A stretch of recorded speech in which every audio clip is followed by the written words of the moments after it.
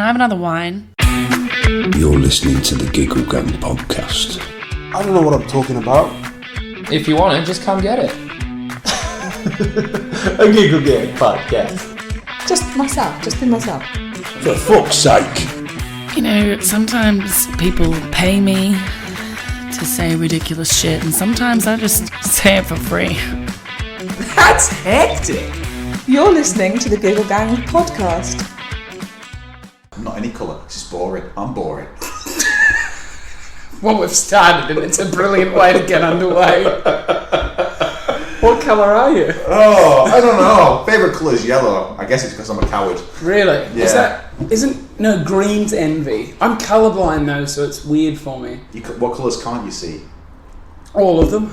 Any of them. I used to have a friend at primary school who was colourblind. I'm like, I see like a dog, like I see the world in grey. That's why I wear a lot of dark things. Like on FIFA, like if it's like red and green, I can't tell the difference. So I have to have like light and dark. So if someone has like a white shirt on, the other ones have to have like black or very dark blue. Otherwise, it's just too hard to distinguish. Wow, so you're seeing me now as a sort of like old-timey film. No, well, yeah, but I don't notice it. So I've only ever seen like this. So for example, like I know that your watch band is like red, okay? So like I know that's red, but the way that I see red and the way that you see red is probably two completely different things. So what I see as red, you might see as like orange or green or something else. But like in my head, I know that looks red. It's so hard to explain, but you've only ever seen the world through your own eyes. Yeah, exactly. You only know what. And same with you. Like you have only ever seen the world the way that you see it, and you probably don't even really know what you look like. No, like, but now thanks to your photographs, I get much more of an idea. And I the know. answer is stupid. But like no one in the world ever thinks about what they actually appear like. Like I look at you and I'm like, I have an idea of Joe in my head. Like your Facebook profile picture contributes to that because it just pops up every time you chat. I'm like, oh yep, that's Joe, that's his face, that's what he looks like. Then he's here in person, but then I'm like, what do I look like? When was the last time I saw myself? Man, it's so deep and reflective, isn't it? All from like photos. We're a minute 53 in. I feel like this is not going to be a funny one. It's going to get really bleak really fast, but that's fine. No, like let's keep it fun. I don't know. I've had half a Budweiser and I'm fucked basically. I've had a bit of mince and some lacto-free cheese and I'm feeling on top of the fucking world. You rock and roll legend. I feel like I'm in bloody Motley Crue, sinking beers and eating lacto-free. Living the dream. That's what that's called. Living the damn dream. All I need to find now is some lacto-free heroin and I can really complete the set. Right, well, treasure hunt later. Let's do it. Here we go. Imagine being like, are these drugs gluten-free? I feel that's the way that Chorlton's going. Really? Yeah, that's what Chorlton is a bit like. Is Chorlton full of drug addicts? No, it's just full of people that are always after like gluten-free. Gluten-free is not bad. Gluten is quite bad for your body. It is. I suppose. Yeah, it's great for taste. It's something I've been unaffected. I mean, I'm a vegan myself, right? So, are you? Yeah. Oh so wow! No way! You only took 3 minutes to tell me about it. I really fucking wish that I'd come out that way. Because I'll tell you why. So right. Before we get all like, I always say this. That some of my least favourite people are like other vegans. Yeah. like if you're Do you out. not go to like vegan support groups? Do you guys have like Weight Watchers clubs where you like burn like pictures of people hurting animals? No. There's no. I think if it was a Weight Watchers class for vegans, it'd have to be the other way. Like, come on, let's put a bit of weight on. Stiff breeze will blow you away otherwise. That kind of thing. I had a guy once that said to me when I was at his work meal, I was having some dinner. He noticed there was no meat on my plate, and he did say to me, he was like, "Oh, what's that?" And I explained. I said, "Oh, I don't eat meat." I said, "Yeah, I'm vegan." He went, "I'd never have guessed." And I was like, "Oh, really? Is that because, I don't walk around all egotistical, telling everyone about it, looking pasty and weak, unable to lift my own head?" And he went, "Yeah, pretty much." That's almost exactly the reason. And he did say to me as well, another one is like, they go, "Oh, you're vegan, is it because you love animals?" And I was like, "No, some animals are dicks." Why are you vegan then? It was for health reasons, like years ago, really. And my grandparents were vegan as well, so I always thought it was dead normal, even though my dad would disagree and say, "Oh, your grandparents are weird." but I thought it was So normal. they were vegan like before vegan was cool? Yeah. They're like the original vegans. Like the originals, yeah. No way, what are they like? Tell me all about them. Well, my grandma's dead. Okay. So that's not much more to... Fuck man, vegans really know how to bring the fucking mood down. Why I'm laughing about that? Just Oh, we can't laugh about dead animals, but dead grandmas. No, they were both like my granddad. She was quite funny, a bit off the wall at times and stuff. But she was like She wore Vans off the wall, like. No, she could be a typical like elderly individual. Do you know what I mean? Just didn't give a fuck. Did she ever shit herself and throw it at kids? No. You're thinking of my granddad. That was the reason why he was banned from most public spaces in parks. Yeah. Good. Yeah. The Collett family seem like a fucking laugh and a half, mate. We really are. We honestly, any of us, apart from my brother, he's a bit more angry than me. Really? Has he got anger management issues, or like he's not really anger management because he's never tried to manage it? No, he doesn't. I think because his tolerance for BS is a lot lower than mine. Oh right. Yeah, he'd be very good as a shrewd businessman kind of individual. Okay. Yeah. What do you think my tolerance to BS is? I think yours, from speaking to you before, is also low. Yeah. Quite low, which Absolutely. is good, and it's how you should be living your life. I'm straight up and down, mate. What I tell you here in the flesh is exactly what I'll tell anybody else that wants to hear But it. that's good though, because the thing about that is you always know. Some people go like, I think it's a bit rude when people are like that. I'm like, no, because you know where you are with that person. You know exactly where I stand. If I didn't like you, you wouldn't be here. If I didn't like... I read your comedy blog yesterday and I thought, this kid needs to be on a podcast, and I made a space and here you fucking are. I commented being like, I love your blog, mate. I read like 10 of them in a row. I thought when you said that, I was like, oh no, he must mean that, because otherwise I think you would put, I think that's garbage, mate. Your skill with the written word is terrible. To be, if I thought it was garbage, I just wouldn't read it, and I wouldn't try and ruin your day or rain on your parade. But I would never tell you I liked it if I genuinely didn't. Like some people, like I've got a rule, right? If you perform at my comedy night and you get off stage and I don't say anything to you other than thank you for coming, that means you bombed. You were shit, and I'll probably never book you again. Well, isn't that kind of what you said to me at the Frog and Bucket before I got on the thing? When you said like, before I went on, it was something along the lines of like, listen, you better not be shit. Because I've come here to find good people, and if you're shit, and we've had a bit of a back and forth, and then you let me down, I'm just going to be annoyed. Well, this is what I was wondering when I walked back off stage, back to the table, whether or not you were going to turn around and go, bag of shite, Mike. Bloody shite. And I've never had a British person do it that good. Well, to me, that's what I was waiting for. In my head, I heard that, and I was like, this will be a great anecdote, if anything, for the blog. So when it worked out all right, I was like, do you know what, that's all right. So what number gig was Frog and Bucket? Where did I discover you before anyone else?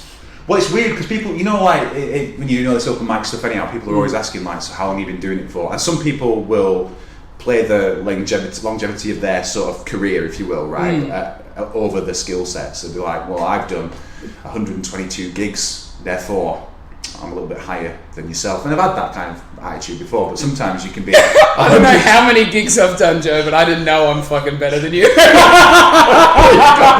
go, we're back to honesty, right? We're back to honesty. And that's fine. I haven't seen you perform in ages and I'm just a cunt.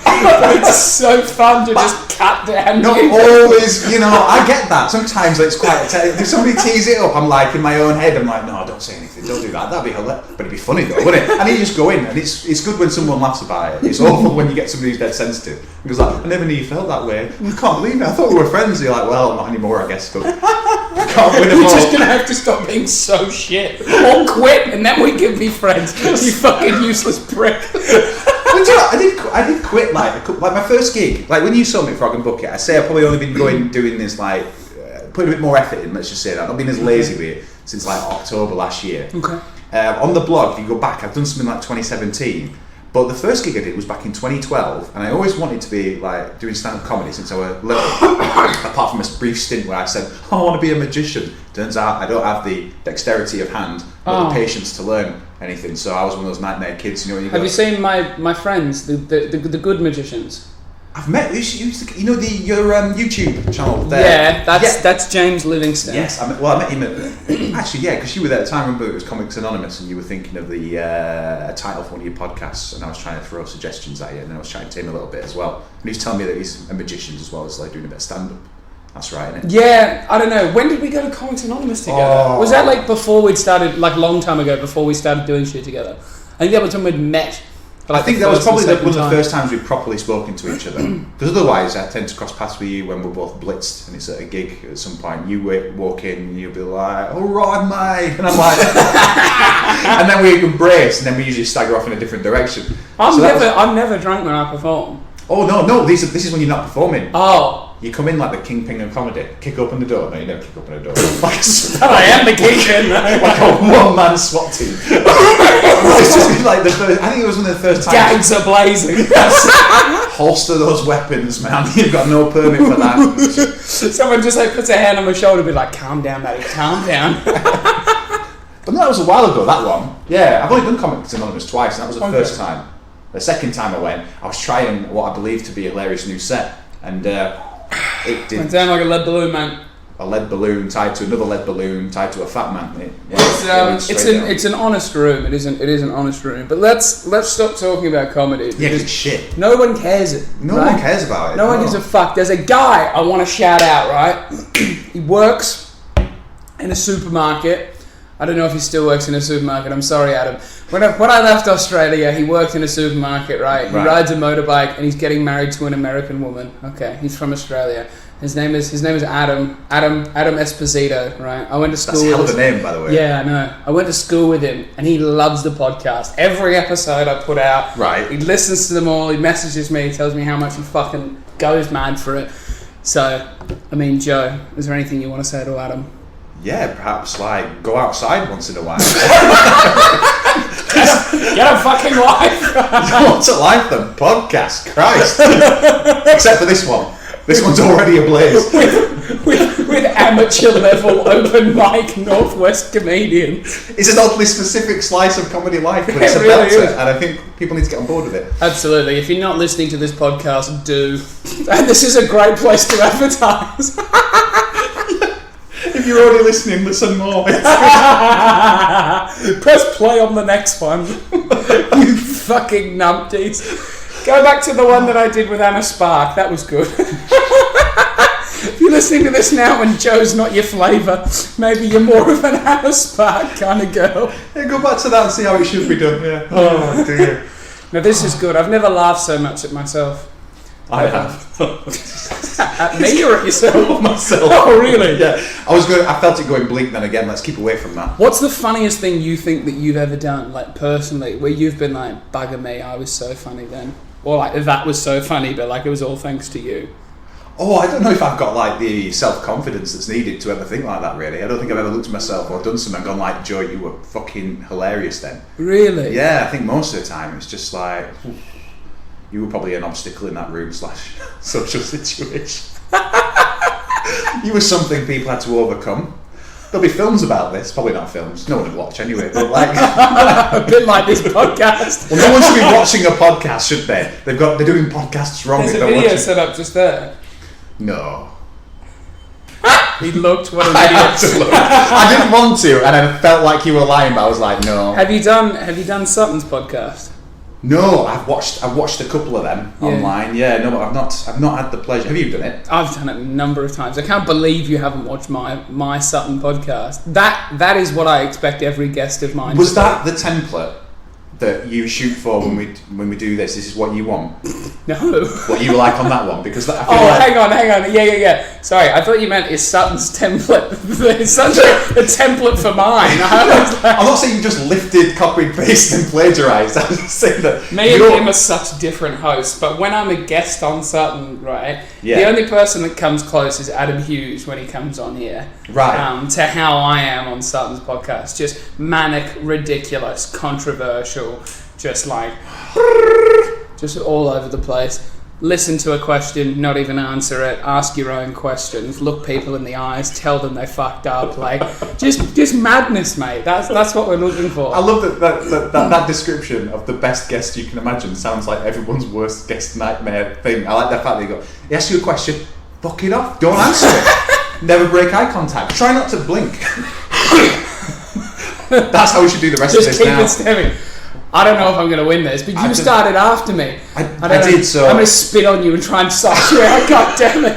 You psyched yourself out. I can't believe we're having a stare down on an audio-only podcast. It's a great spectator sport. I need another Budweiser. Tell me about your sister. I assume you have a sister.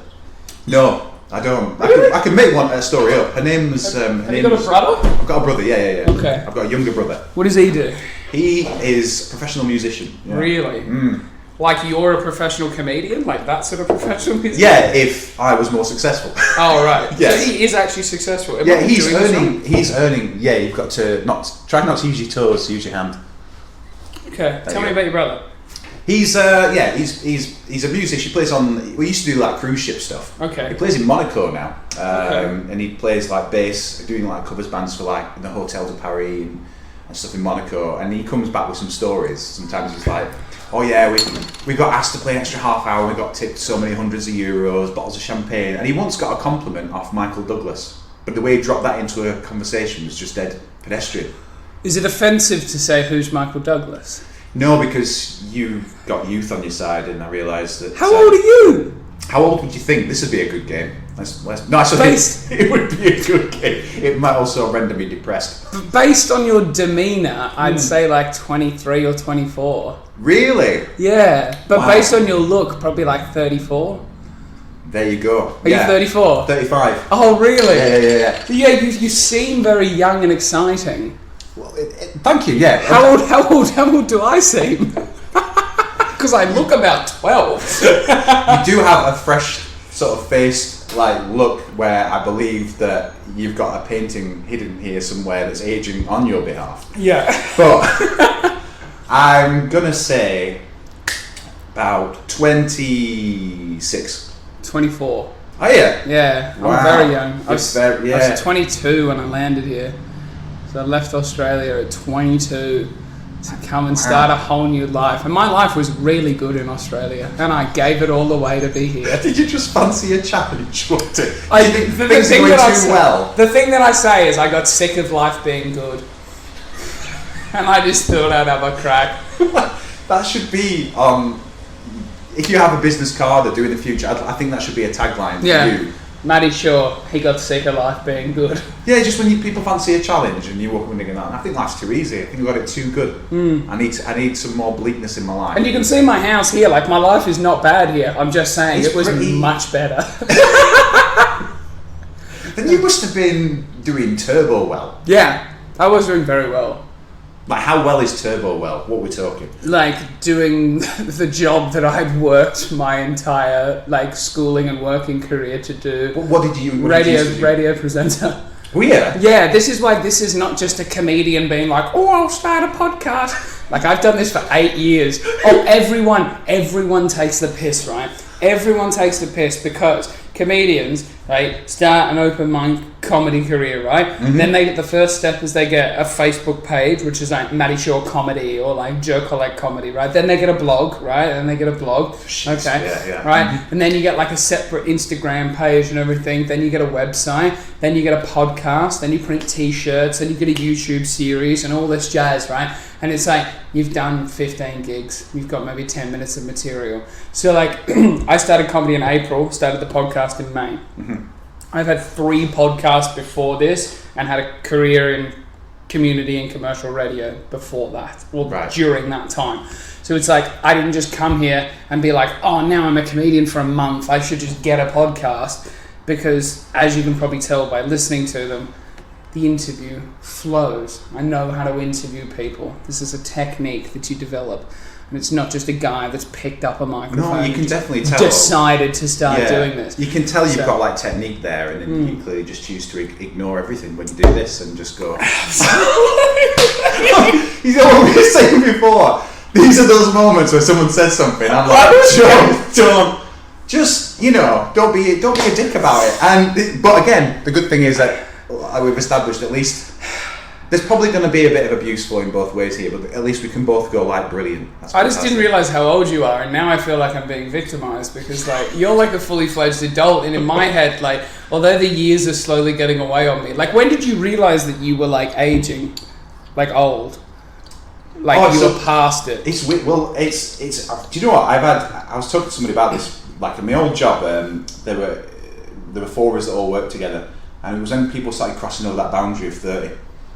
And I remember being like 27 at the time, or 28. And you still thought you were young at that point? I've never really cared about it. Like, age is like, it's just a number. It's going to happen. Because you come across as really young. Well, it's just because I'm not. I think it's because I kind of refuse to be. I meet a lot of people that actually, it's weird, seem to apply themselves to their age. So they go like, do you know what? 32 now. I'm going to just not do as many things that I find fun anymore. I'm going to just really. I met one guy once. It was somebody from uni. This was a while ago. Yeah. And we hadn't seen each other for time.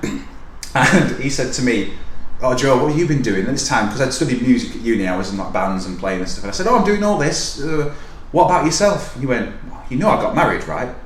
I said, "Yes." He went, "Well, I've just been doing that." Doing marriage. That's his full-time hobby. You know what I mean? It's like, it's been 6 years. You've just been doing being married. Yes, that's me. I'm working in a bank. I was like, you can't really. Not Have even you checked on him again since? Because I think that man jumped in front of a tram I was on the other day. Well done. We parted ways after that. We had, as you can probably guess, like there wasn't much in common. But I think that's what I mean. Like, unless you need to do some banking or propose to someone. I mean, he's your man. If you want advice on marriage and banking, then yeah, you know, that's your boy. Then that's the guy who want a joint account, and yeah, can you give me a good price or place to go on gazebo rental?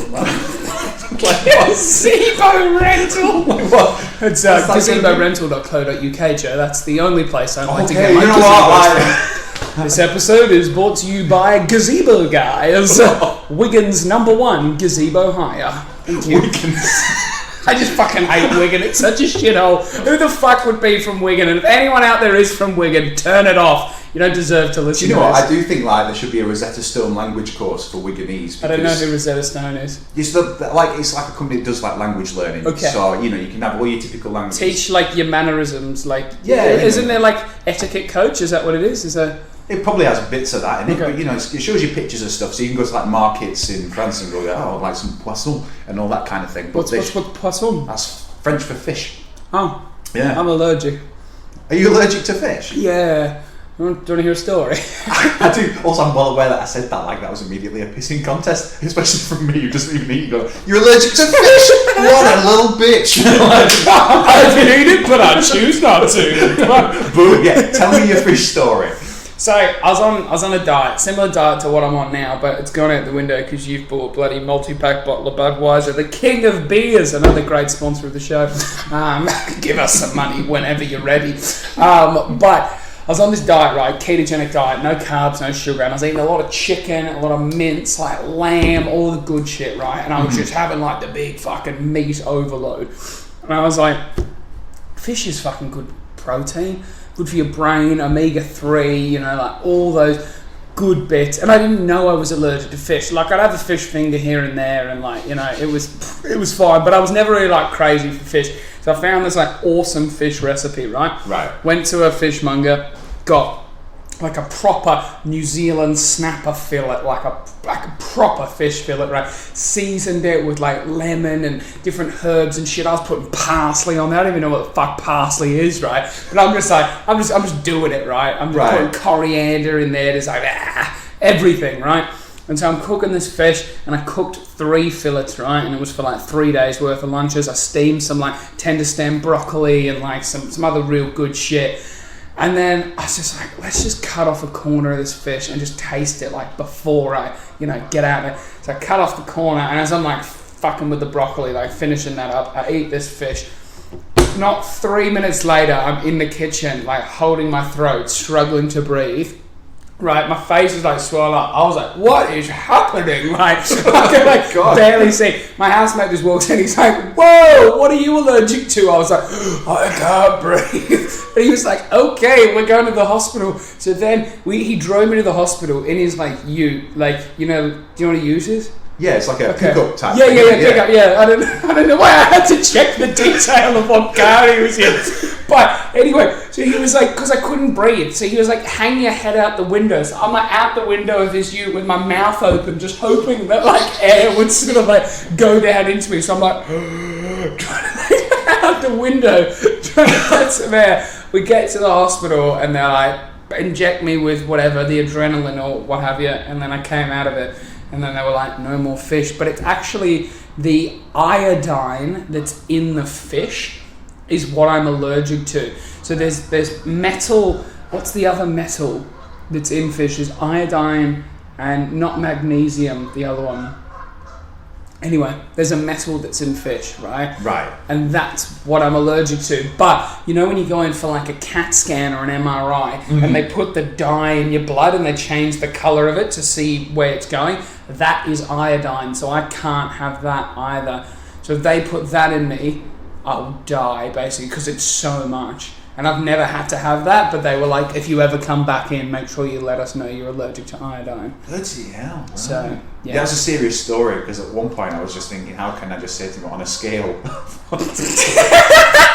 There was no opportunity for you to be a fucking... Well, then you were there going like, I might die. I'm like, oh, right, that's I could have died, but it was fun. And like my housemate was like, mate, really didn't need this tonight, but I mean, at least he's still alive and can pay the rent. That was his main concern, is that if I died, he was going to have to cover the rent. You didn't... That's a good point. You've got to have priorities. That's right.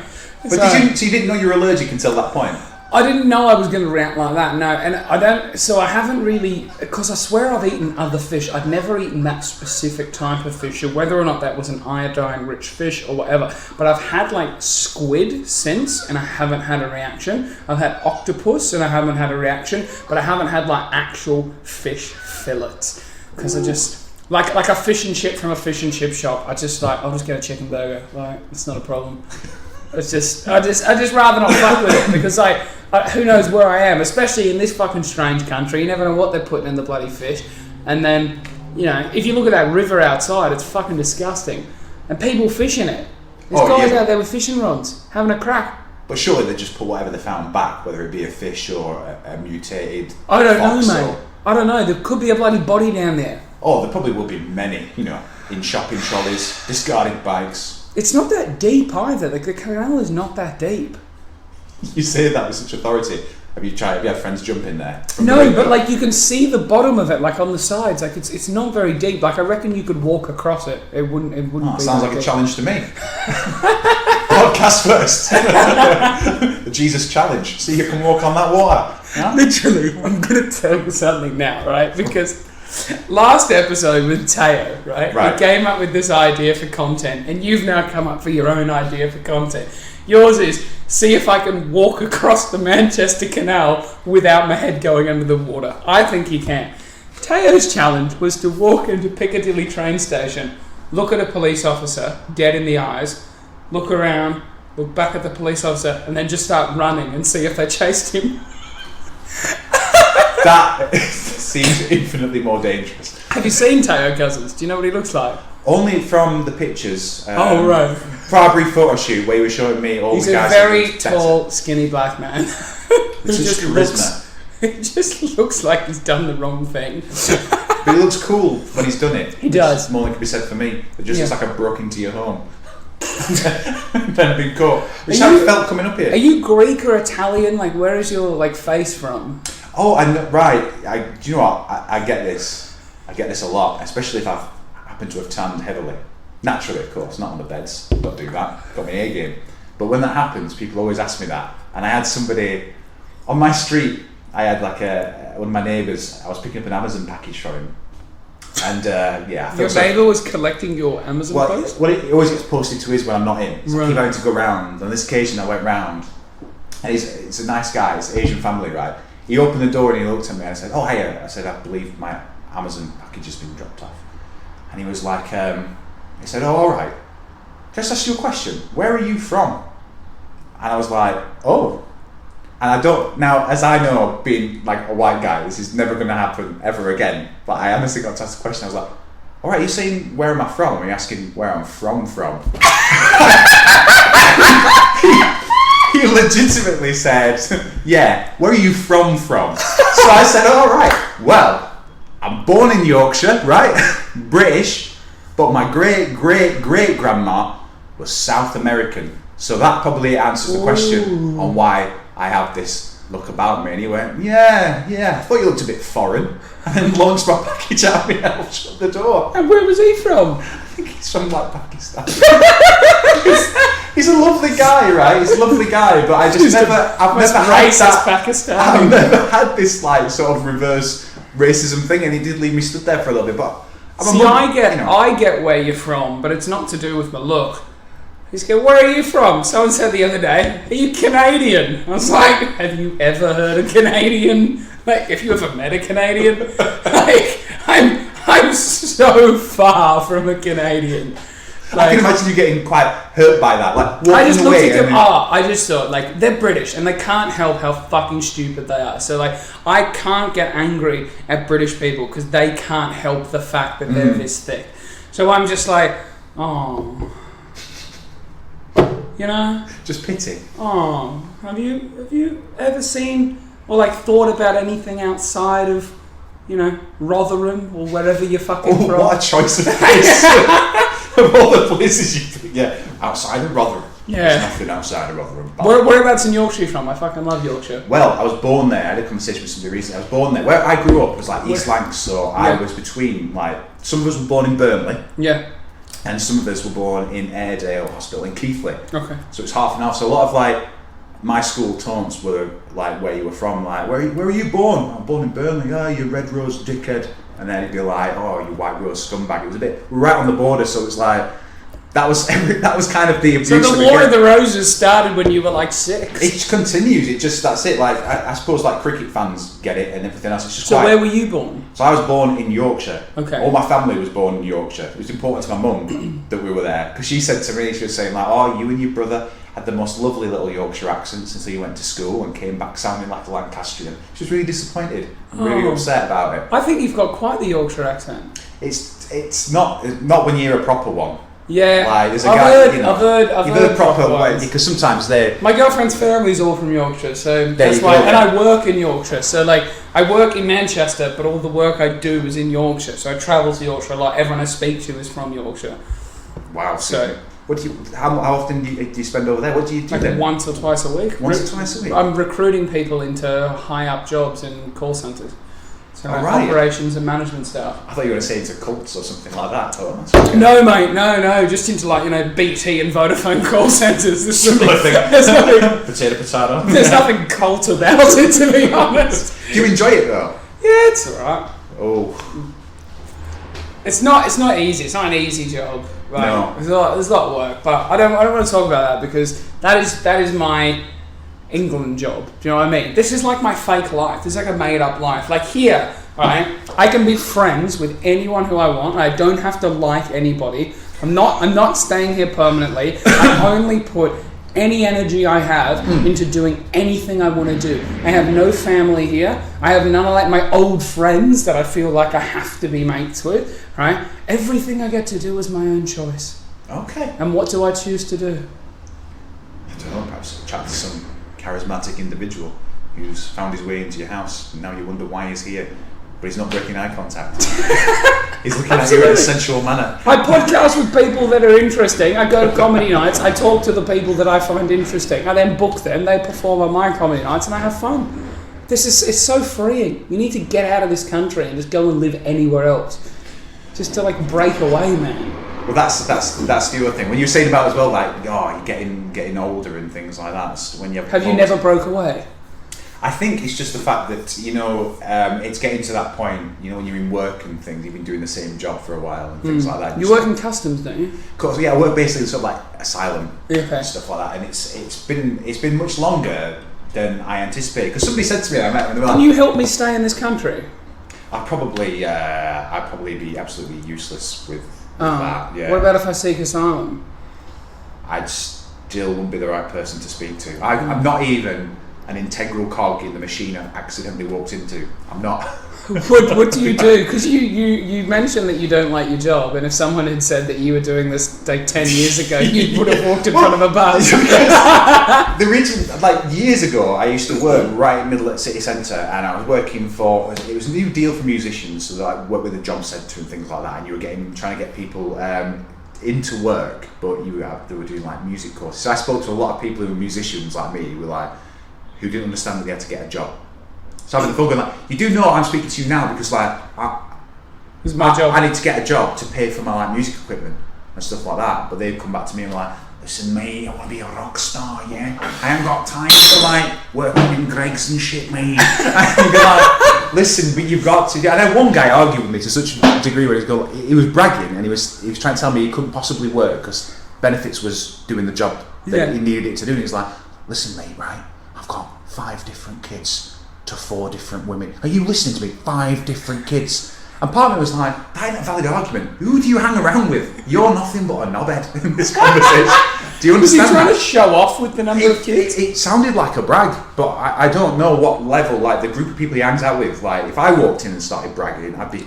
Because it's one thing to say, I've shagged 4 different women. It's another thing to say, I've got 5 kids to 4 different women. But compared how much money he'd have left by how many cans of lager he could buy, that's where I lost interest, so let's put the phone down. But like, I left that job. This is what I mean, British people can't help it, mate. It's just it's tragic, right? But I left that job because I was It's on not really tragic, it's magic. It's tragic magic. No, it's just magic. The fact that these people exist. Keep talking. Oh my god, no, it's terrible, man. So I left because my wage was really piss poor, and I remember I was due for a raise, and I knew the last in the account. I'm still friends with her, and I was like, "Will you let me know what's?" Because I had a flat in Salford, and I'd got a car. I'd done things in totally the wrong order, and I was losing money every single week. Your pay couldn't even cover your expenses. No, I worked out, right, this is how bad it got. I worked out, well, everyone needs to go through this tragic financial time. I worked out that off the wage, after my outgoings, right, I'd have £20 to spend a week if I ignored my own electric and water bill. That's how exciting it was. If I forget that those things exist, I had £20 a week. And it goes a long way when you go to Sainsbury's, you buy the basics range, you're on like one chicken Kiev. I wasn't vegan at the time, so somebody points that out. Beyond that, own brand beer, it's terrible. So I said to her, let me know what the raise is. I love how beer was in the shopping as the essentials. Well, it's weird to lift one's spirits. When you realise you're so fucking piss poor, your whole existence is a joke. I think that's the reason why I was depressed in this country for so long, is because I was doing jobs and I wasn't getting, I was paid so well in Australia because I was so good at what I did and had such a good job. And then I got here and it's like, oh, £8 an hour. What? How am I expected to live off this wage? And I was just sad. Because you get paid and then it's like council tax, electricity, this place is not cheap. Everything. I'd look at the end of the week, I was like, I've got 125 quid to last me the rest of the month. Well, that's just over 200 Australian dollars. I'd spend that in a day in Australia. But yeah, exactly. It's just unbelievable. It's a terrible learning curve like that. And it got really bleak. And I was due a raise, and I said to this lass, let me know what my raise is. And you know, in films where people come and they write down a number on paper, fold it, slide it across. Yeah. I suppose we'll keep on the theme of the British way of life, right? It was like that, but with a post-it note, and it got slid across my desk. And essentially, my raise was going to be about 38p an hour. So at that point, I was like, what was it raising to? What was it? Oh, I think. Were we in the £7 an hour bracket? No, so talking annual wage, we'd gone from 12,000, something like that. 12, you know what I mean? It was 12 grand, something like that starting point, and then it worked out as 38p an hour more. And I was like, I don't think this is going to cover my Fiat Punto, which now only gets used for odd gigs and big shopping trips. Because you can't afford to run it, can you? No, it was terrible. It was a tragic time. So I moved jobs and I found this one, and it was a bit of a better wage. And I remember going to do a recce on it. It was in the middle of Salford. Yeah. And it was basically a converted shop front. I thought, right, I know where I'm going. And when I went for my interview, I walked into the wrong place. I got answered the door by this fella who worked at the estate agent with a cigar in his mouth, going, for fuck's sake, you're in the wrong place, mate. Took me around, got this job. And I was like, this will be a good stopgap. And now it's been almost 11 years. I'm sat here talking to you now, and I'm still in that realm. Because somebody said to me, God, your job sounds dead interesting. What made you want to, what did you have to do college, uni, that kind of thing? Was that something you were always interested in? I went, no, I studied music, all this art and creativity. Then I realised that nothing in the world is free. So I just knuckled down and sold my soul. I'm just working my way steadily towards the grave. I've never seen a man age so much in one story. Like, literally, now all I can see you as is like a middle-aged man. Who's given up. Which is so perfect to watch. It's literally the British dream. Listen, it's just the way it goes. You know, that's how it should be on like tourist pamphlets for Britain. It should be like, listen, aim high. There's nothing wrong with dreaming at all. My school's motto was aim high. Did it say achieve low? No. Do you know there's a sign on my desk that's and I have it. It's just somebody gave me an old colleague, and I keep it there, pride of place. It's like a fire exit sign. And instead of the person walking through the door, they just got they're on their knees with the head in their hands. And it just simply says, instead of emergency exit, it just says, aim low, achieve your goals, avoid disappointment. And I have that on my desk. And that's always there. Always. So people know when they speak to me that that's the kind of mentality they're dealing with. And I think... Do you ever feel like you can break this mould? Yeah, I like to... despite the fact I'm being very, very pessimistic. Yeah. Right, I do, you know, I think you've got to stay positive with some stuff. Here we go. Yeah. And so, like, I can see that in your eyes, and you're like, oh, here we go. That old bloody chestnut. It's a very good Aussie accent, I mean, I can't fucking knock it. I feel like I want to cram that into a set somewhere now. That it sounds alright. Just be like, I was chatting to Matty Short, and he was saying, and then just make up whatever the fuck Your face on a stamp that just says, a genuine Aussie seal of approval. And no one's going to question it then, are they? I'm going to be like, you see the stamp there. Stamp your own hand. It's like a comedy pat test. This thing's good to go. That's what I can say there. Comedy pat test! I only found out what a pat test was like a week ago, and I love the fact that you used it. Basically, it's coming up for Australian listeners, if you don't know what a pat test is, every year these fucking retards have to come into your house and check that your plugs won't kill you. That's what it is. They come in and go beep beep beep. Yeah, these plugs are fine, right? They've got to do MOTs on their car as well. Every year they've got to take their car to a place to make sure that it's not going to kill them and that it runs correctly. And these people just use it as an opportunity to just bleed more money out of you when you're already underpaid. I wish I could disagree, but that is how it happens, and it's all part of the daily grind. That's what I was telling you about. Australians, if you're thinking of coming to England, prepare yourself. Just don't. No, don't prepare yourself. I've done it, so you don't have to. You know what I mean? Like, you know when you see someone eat like a hot pepper or get hit by a car, right? And why are those the two examples that you've just thought of? Like, were you out, were you at Chiquito somewhere and there's a terrible accident outside the window? You're there having a bit of a habanero and you bite into like, bloody hell. I've never been to Chiquitos, right? It's such a blend of like eating a hot pepper, been hit by a car. Like, what happened to you? Those people do it, so you don't have to. Okay, all right. You know peppers are hot. You know cars drive on roads, right? Be careful around cars. Don't eat hot peppers. Who gets hit by a car? To see if it drove on a road. Like, I love the idea of like these people do it, so you don't have to. Some guy's gone like, I'm going to take one for the team. I want people to understand cars are on roads. Is this the same idiot that does the pat testing? Kyle, get my video camera. I'm going to go and get cleaned up. Right. We're going down Regent Road. Hopefully he's speeding. All right, guys, I'm doing this so you don't have to. Same with just fucking idiots, like, you know, people canoeing, alright? Just people canoeing. Right, there's a bunch of fucking idiots that go up and down this river in fucking rowboat canoeing. In this one? In this one, yeah, and they've got a guy in a fucking speedboat there and he's yelling like, left, right, faster, slower, you know, you're a bunch of wankers, whatever he's saying, like a shit sat nav for the water. Yeah, he's just like there yelling at them and I'm just like, you people are doing that so that I can watch you, know that that's shit, and then I don't have to do it. The guy in the boat's laughing all the way to the bank, mate. He's sitting there, sitting pretty, in his fucking motorboat, right? No rowing involved at all. Just yelling at people. I mean... How much do you think he gets paid for that, though? I don't think they get paid anything, mate. If anyone's paying... So why is he going to the bank? It's a wasted trip. No, it's the moral bank, mate. You know what I mean? Like...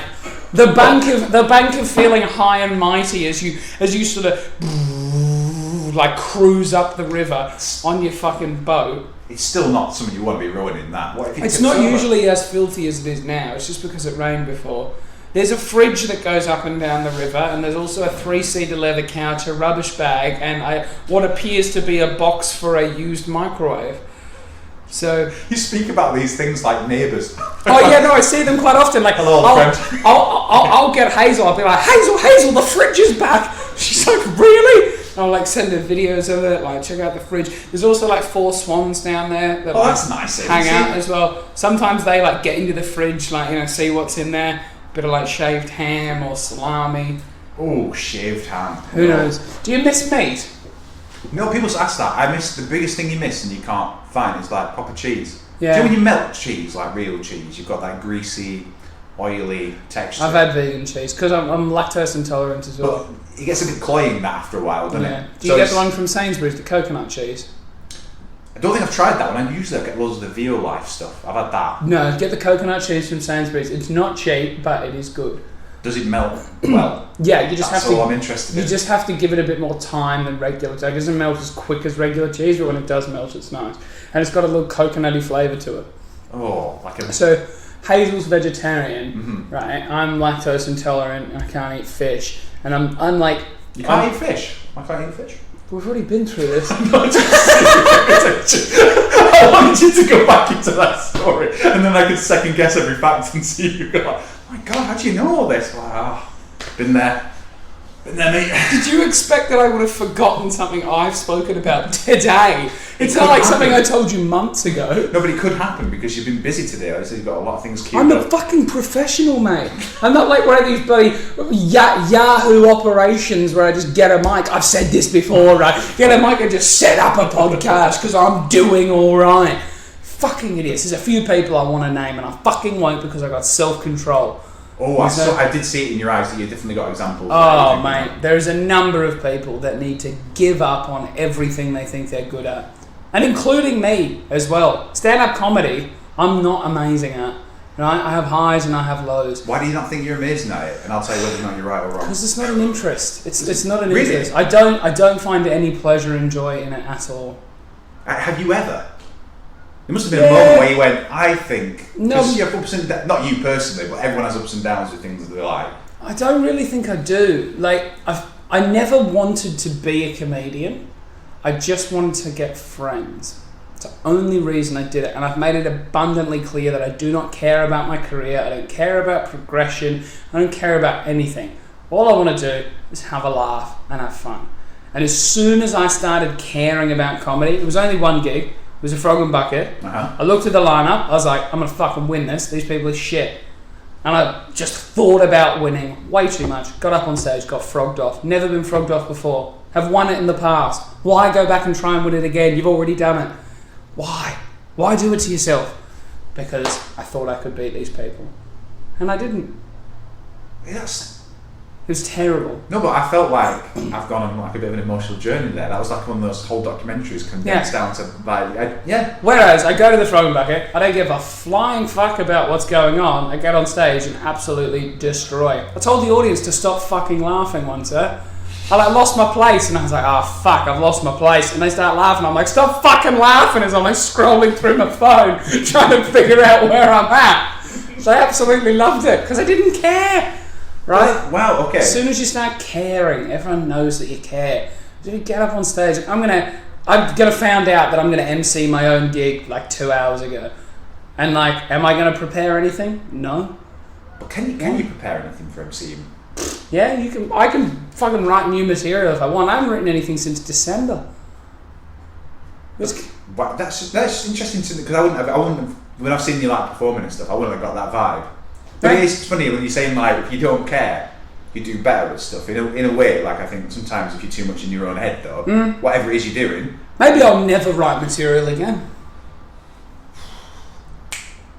Maybe I'll just get up and say what I fucking feel. Imagine if this is dug out years from now, right? And you're like world famous. But I don't think I'm ever going to be world famous in comedy, mate. I want to imagine- be world famous in broadcasting. I want to be like Louis Theroux or have you heard of you've not heard of Carl Sandilands, have you? Have you heard of what's that guy's name? The Golden Mike from Australia. Do you know any Australian radio presenters? John someone. Fuck, I forget his name. The Golden Mike for Aussies listening. But you fancy doing you want to do stuff like that? Like This guy. Do you want to be out like investigative? Not even investigating. No. Like Louis Theroux's interesting, like his interviewing tactics and whatever. But I don't want to do like documents, right? So there's this guy. Fuck, his name escapes me. I fucking used to panel his show and everything. It'll come back to you if you don't try and remember. And just shout it like you've got Tourette's. Okay. So anyway, he would like sit in his house. Okay. So Right. he did radio from the age of like 15. Okay, until he was 60. Right. Had like the highest rating radio, like the first millionaire out of radio in Australia. It was like the biggest thing. He retired at 60. He made it to 61, and then he thought, fuck this. He got a room in his house, he smashed it all to pieces, built like a whole radio studio, started broadcasting his own radio just online. Now 130 radio stations have John Laws, right? There we go. See? 130 radio stations have bought the rights to broadcast his show and basically paid off his mortgage on his whole house. Like, he's now making more money than he's ever made working for a radio station, and he literally rolls out of bed, rolls into a studio, has a whiskey, gets on air, and just talks a load of shit. That's pretty... He's a god, mate. He is a god. That's pretty... And he is divisive. He knows exactly what he's talking about, and it's just talkback radio. So he doesn't even have to do anything. He just gets people to ring up, they say crazy shit, and then he just tells them they're wrong or they're right, or voices his opinion, and then he just moves on to the next one. So it'd be like, oh, Joe, what do you reckon about Boris Johnson being Prime Minister? And then you'd fire off whatever you think. So, go ahead. Dickhead. Yeah, no, I agree with you, mate. I think they should bring fucking Theresa May back. All right, thanks, Joe. Yeah, we've got Rebecca here from Rotherham. Rebecca, what do you think about frozen pies? And he'd just go on like he's just an oozy gun, like, and it'd be like. It'd just be like, oh, Rebecca, what are you thinking? And she's like, oh, fucking frozen peas have gone up by 10p. He's like, yeah, the fucking bastards, they should have brought them down by 10p. Bang, next one. Like, and he's just got an unlimited Is that supply. what you want to be doing, though? Is that your, like, I like your the dream? idea of talkback radio, but talkback radio is the ultimate form of crowd work, is it not? Because you're getting a call from a random person, you've got to listen to their opinion, and then you've got to form an opinion of your own. It doesn't necessarily have to be funny, but it needs to be, you need to stick to what you believe in as well. Yeah. Because I think people get so sidetracked with, like, keeping up the front. If it's a front, you'll get caught out because you'll have one belief on one thing, someone will say it a different way and you'll change your belief, and everyone will be like, he doesn't really believe that, and everyone's looking to try and catch everyone out. So if you just be authentic and not care about anything, then no one can ever catch you out, I feel like I'm knowing you better now. So I'm Get me? Yeah. Because this is your thing, isn't it? Do you know what I mean? Like, what, broadcasting or being honest? Both, really. Like, yeah. But like you said, though, you get that. You don't have to worry about what you've said if you've just been truthful all the time. You're never going to get caught out. Now, I try and keep things from people. So there's certain things that I've done in my time that I don't want people to find out about. Like dark secrets. Yeah. Dark secrets that can never be broadcast publicly. Like that thing you were saying before we got started about your fascination with fire and how no family pets ever seem to last, that kind of thing. Yeah. Well, I did actually burn my dog. It's weird you bring that up. It was an accident. So, like, so this is what happens. I'm not the police. I'm not the police. You can just be yourself. It's okay. This is what happens when you're an experimental child. So have you ever tried to start a fire with a magnifying glass? No. You don't really get the sun much here, do you, though? So that's it's hard graft. You've got to be. So I got a magnifying glass, right, and I was burning ants with it, and that was like that was low level, right? And so we're burning ants with the magnifying glass, and then I was like, right, well let's crank it up a notch. So up the game a little bit. Up the game a bit. Right. So I went to the what's the room where you keep the newspapers? The garage, right? And the room for the newspapers. Yeah, like my parents used to fucking dispose of all the newspapers in the garage, and then like that's where you keep a car though, tools in it. It's like, I'm imagining your house was huge. One specific garage for like all newspapers. Where was the room that we kept all the sports? The billiard room. I didn't have a big house, but like no, there was a section where the old newspapers would go, and then we would like reuse them to wrap up china plates and whatever, you know. Yeah. So anyway, I went and got the newspaper, and I'm like magnifying glass in the newspaper, and it is burning, and it starts a fire, and I start adding more and more newspaper, and then I'd taken maybe like half of a newspaper outside, and to walk back into the garage was a long trip. However, there was a bag, a paper bag that had dog food in it that like was almost empty. So I just like tipped the rest of the dog food into the thing and then put the paper bag for the dog food on my like original newspaper fire. Right. And obviously the smell of the dog food, or the dog biscuits I should say, like the dry biscuits, it wasn't a wet, you know, I'm not crazy, right?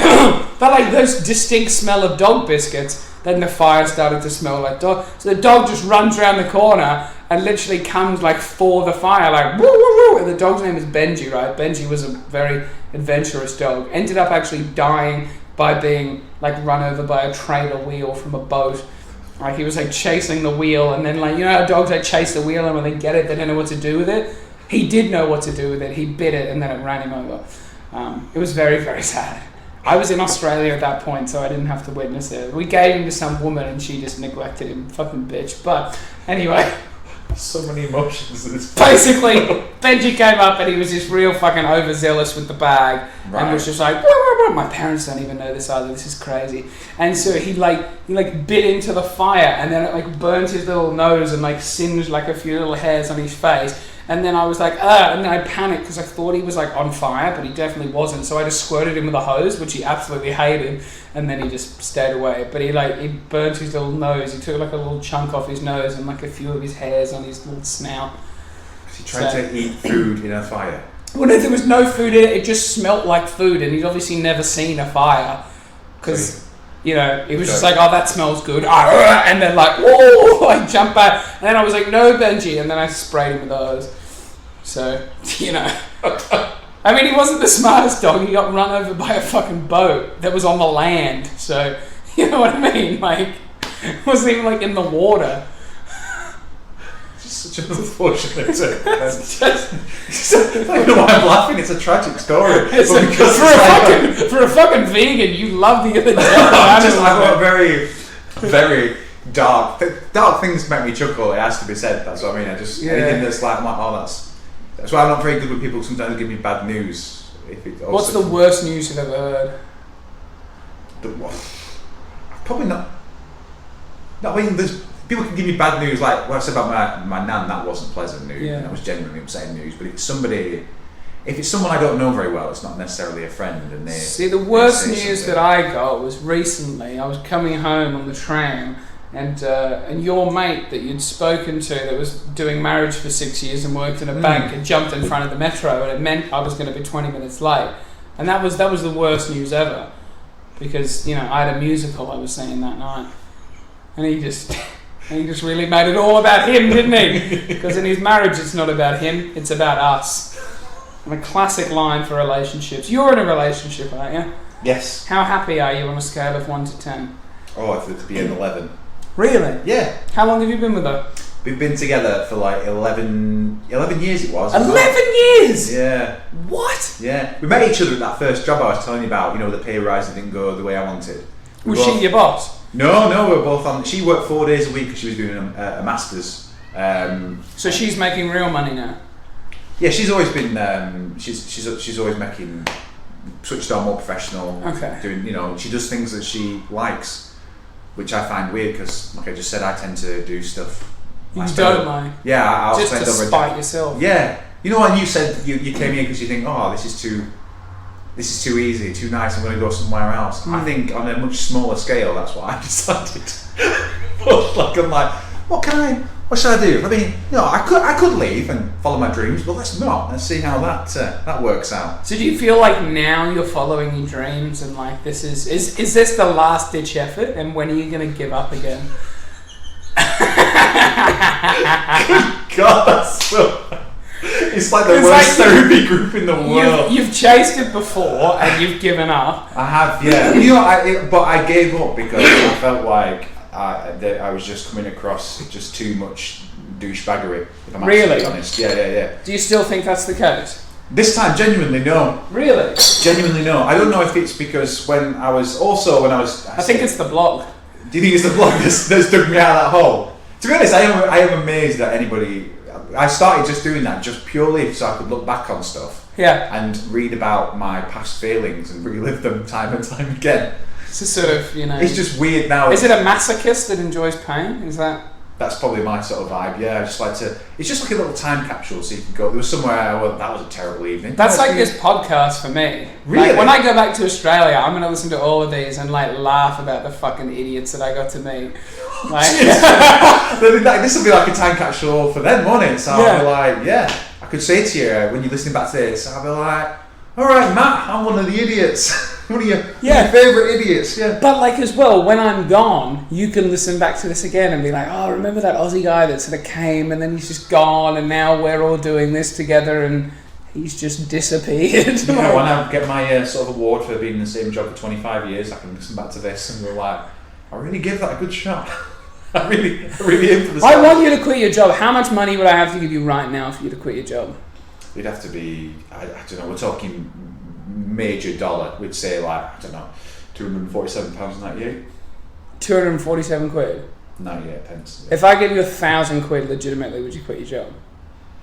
Well, I'm not sensing that this is a real offer. No, this is a real offer. If I give you 1,000 quid, would that be enough to tide you over to find something you actually enjoy? It could well be. Let's see the colour of the green.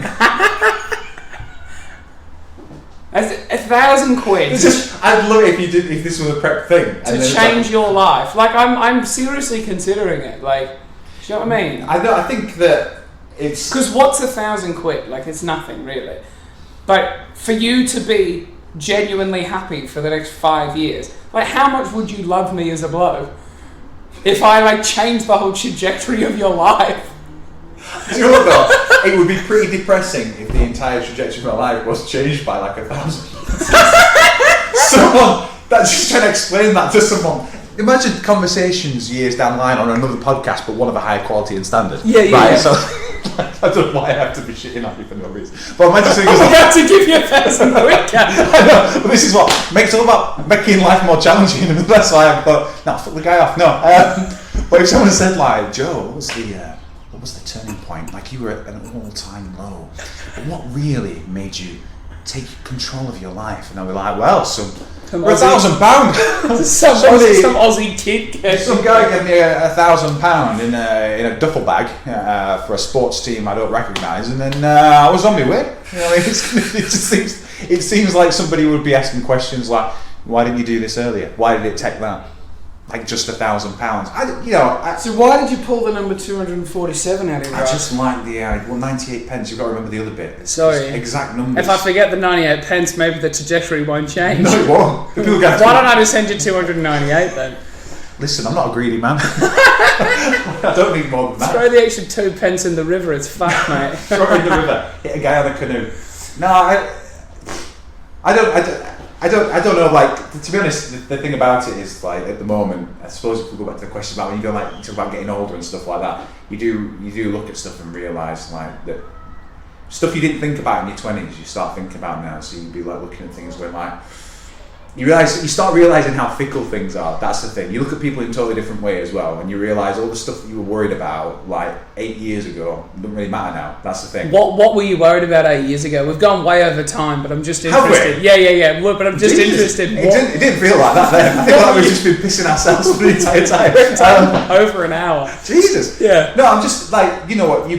It's dead easy to put far too much importance on stuff when you're in your 20s and stuff. So what was important 8 years ago? What? Like people talk about, like, you need to have a decent career doing something. You should progress through management. You need to be always progressing in a professional life and earning some money, because ideally you want some decent holidays, you want a decent house to live in, and everything else. A lot of stuff appeared to me to be like really short-term goals and only measurable against other people, like without any sort of level of individuality or personality in there. Do you see what I mean? Yeah. Whereas now I think that it's a lot more different. You start realising that maybe like the workplace, while I like the people I work with and you just look at careers like that and how fickle it is. And I personally would be devastated if my life choices and dreams and aspirations were to solely be career based like that, because inevitably it comes to an end one way or another, whether that be retirement or something else. But if you have something outside that, some genuine passion for something, then that's kind of all you need. You don't need to always be making more and more money and progressing that way, as long as you're happy. If you're happy and poor within reason, going back to my previous story about £20 a week not paying electric and water, that's bleak. Don't do that. That's a mistake. But you don't need to be always feel the pressures to progress somewhere and do something. Do you know what I mean? And also, it doesn't really matter what other people think either. Don't be doing stuff for the sake of someone else's opinion. This is the most old man you've ever been. This entire podcast. You've made me go from this to that. But no, you see what I'm saying. I know exactly what you're saying. I think that for any of the young whippersnappers listening at the moment, just follow your dreams, aim high, and hopefully you'll achieve low. Joe Collett, everybody.